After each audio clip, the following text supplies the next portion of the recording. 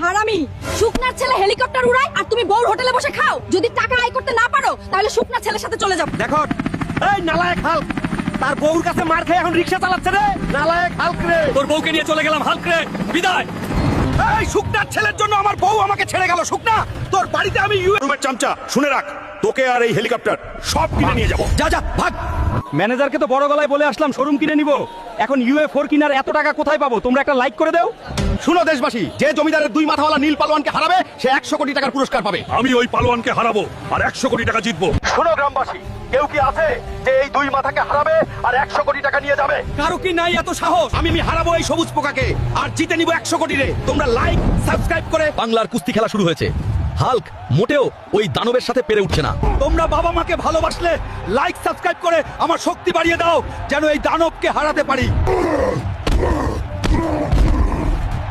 আজকের কুস্তি খেলায় বিজয়ী হয়েছে আমাদের হাল্ক।